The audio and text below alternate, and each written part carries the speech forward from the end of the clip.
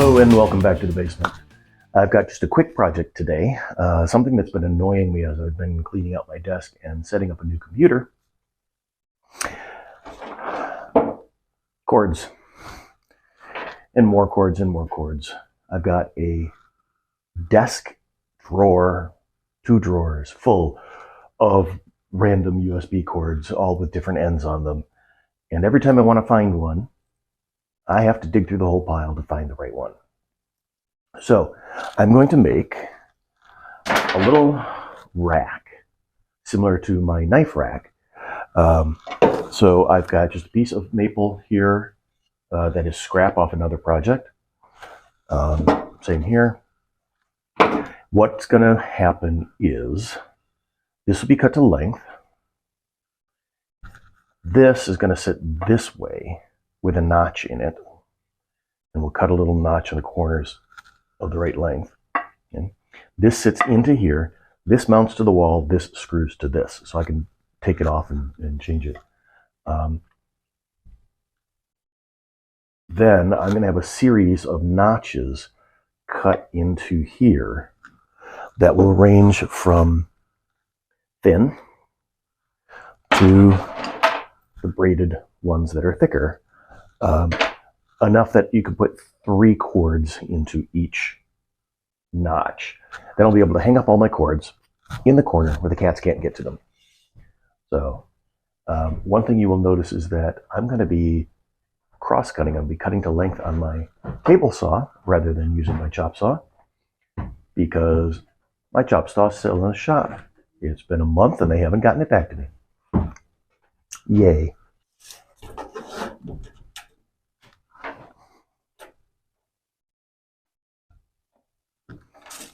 Now, I'm going to show you a little trick.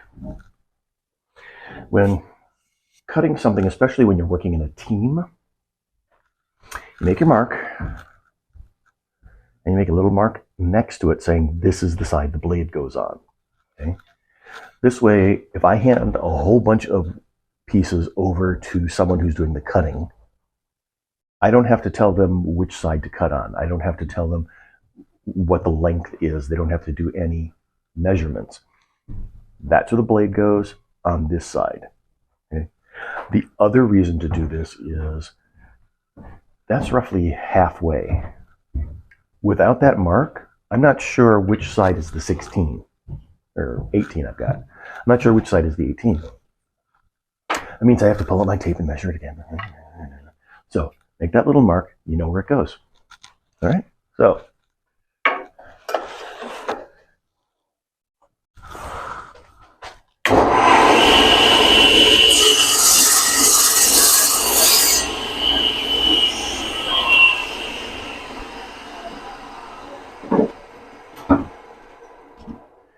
I'm gonna go, let's go 5 inches.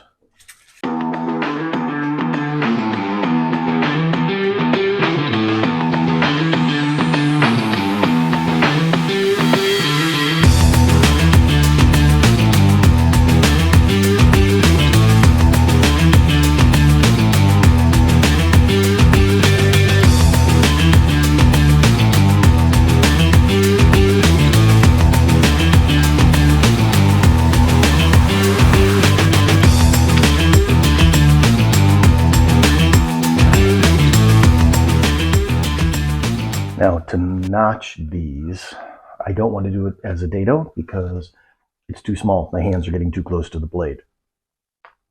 So we're going to cut pretty much everything else on the bandsaw. So let's do, that's my piece. Let's do our notches on here. So we're going to take a corner out to make this smaller so that I don't need a 6-inch screw to go into the wall. So that notch is going to be this width. Okay, so we're going to go this width, which means I just do this.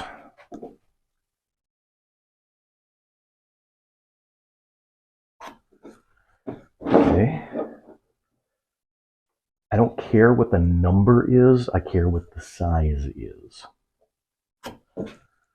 I know this fits there. That's all I need to know. And then for depth, I'm going to just use the same. So now I've got a square cutout. We've got 2 pieces to cut out. Let's move over to the bandsaw. All right, so the way that I've got this set up is I've figured out my depth by taking 3 standard USB plugs, putting them together, like just stacking them together and going that deep. Then I've set up a stop block. So, except I need to change one thing. This is going to be in the way.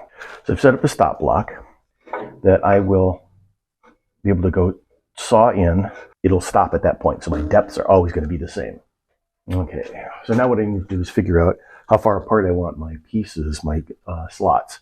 And I need a sharp pencil. And pencil's now sharp. And I have a square. So, on my piece here, this is 18 inches. I'm going to start at 2 inches and at 16.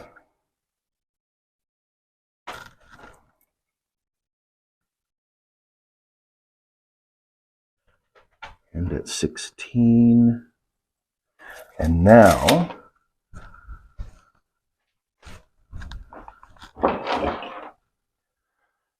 how far apart do we want to be? We want to be far enough apart. That's there. And that sits there. What's our measurement?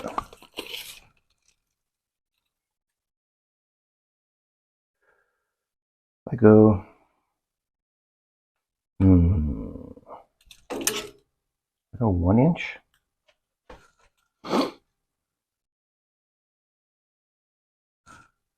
One inch on center.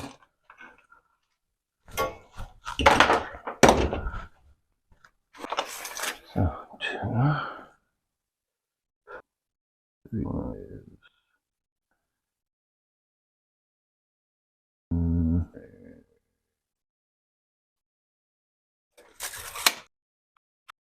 Now, cutting these grooves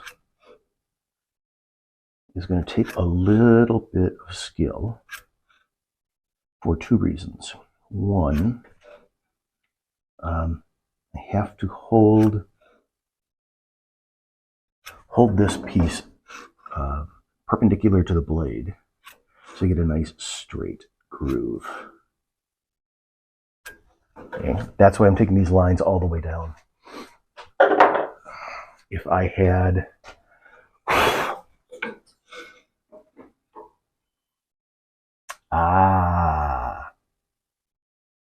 okay, so the throat on here is only about 15 inches, which means I can't get to these grooves from this side. I can, however, it's this side that I'm cutting. I can do these from the other side.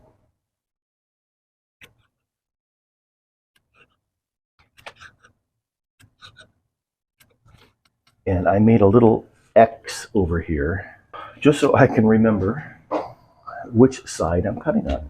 So first thing I'm going to do is cut my notch on the line, and then I'm going to have to come back and cut to the width of my cords. So this is going to be, thinner than this one.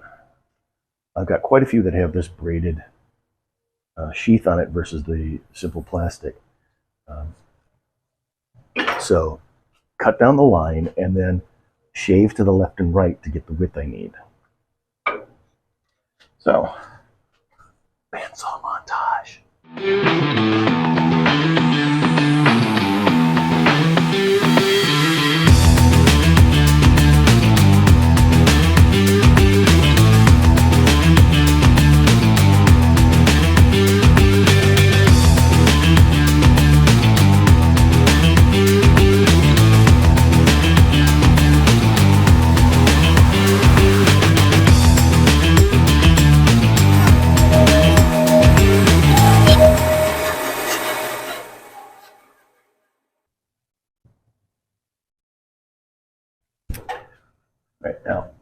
One thing that I did here is, rather than measuring the chords, I laid the chords down into these grooves, and that centers it. And then using the angle of the pencil, so the pencil's resting up here and writing down here, and there's that little bit of angle to it. That gets me just that little bit of wiggle room, so not too tight. Then I'll go back and draw the full lengths so I can keep my saw straight. At the end, I'm going to have to come through and sand all these marks off. Okay, all marked. I'm going to cut on here. If we look, you can see those marks. I'm going to cut to the farthest outside, leaving, if there's any in the middle, and then coming back, because the bandsaw blade is going to want to turn into that empty space. It's a path of least resistance. It's easier to go into air than it is into wood. So it's going to want to drift that way. So give it as much bite as possible on all sides, and then come back and clean out that inside that's left.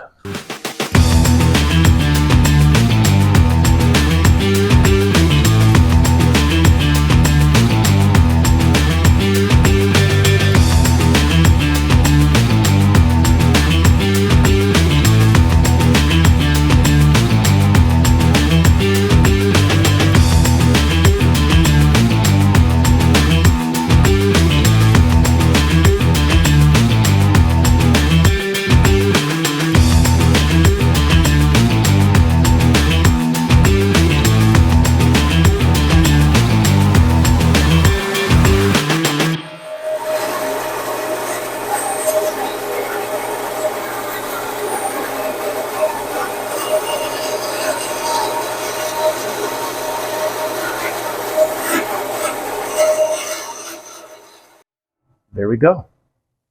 All notches made. Now I could have done this on the table, so I could have done this as a dado, but running them upright like this, and as close as I'd have to get, it's just easier for me to do it here. All right, so we'll take our guide off. I need to do my corner notches.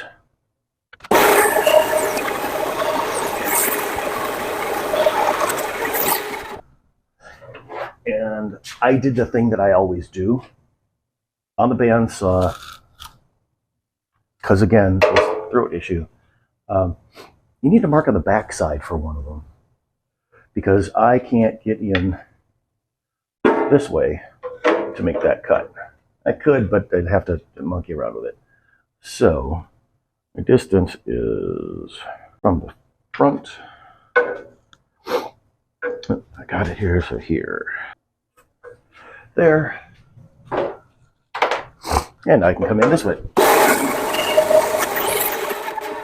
All right. Then I need my notches on these. Come here. These are 5. This is, oh, call it 3/4. Let's go 2. So the top is going to be shorter than the bottom. So I'm going to go 2 3/4. I'm going to go, and my depth is not going to be very. That works. This notch is just to hold them in place, so we get a nice level. This is going to be a lot of weird.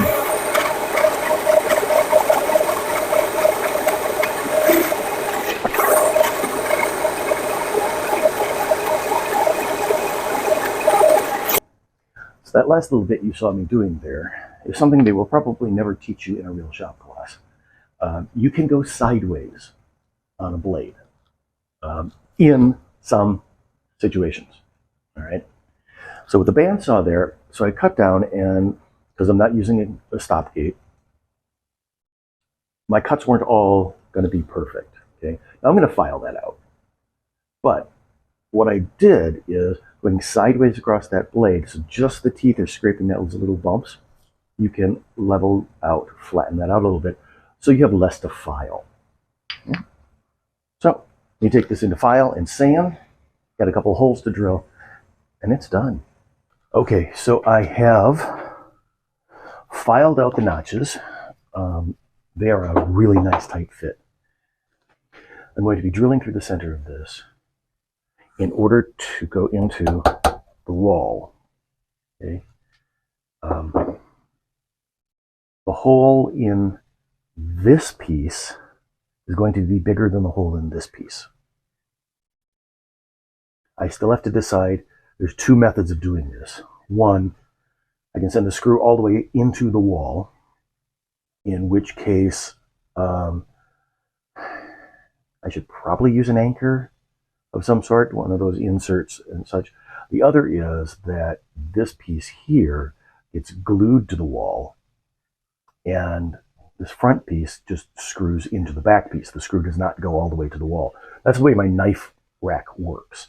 And I did that so that I can take the screws out, my brackets stay where they are, I can add new slots for new knives, and I'm not reaming out that hole into the plaster, because that gets into too much of that in and out, and the plaster breaks down. Your inserts can strip out. You want to keep it clean. So to start with, I'm using a very small drill bit, like good old-fashioned grade school geometry. Find the center. We just make an X. Center.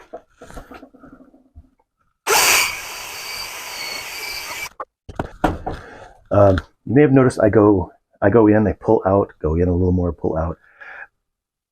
Especially with a small drill bit like this, the sawdust that is being drilled out, the wood that's being drilled out, sticks into the threads. Pull it back out, let that go away. Now you've got clean threads again to drill.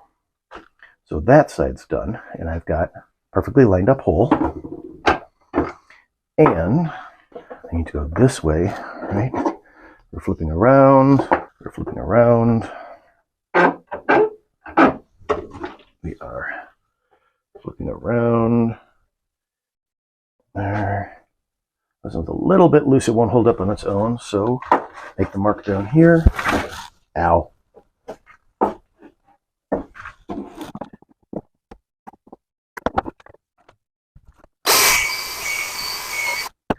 All right, and I won't drill the larger holes until I figure out what way I'm going to be affixing things and what size screws I'm going to have. And should have done that earlier, put a mark on there so I know which side is which. I see you.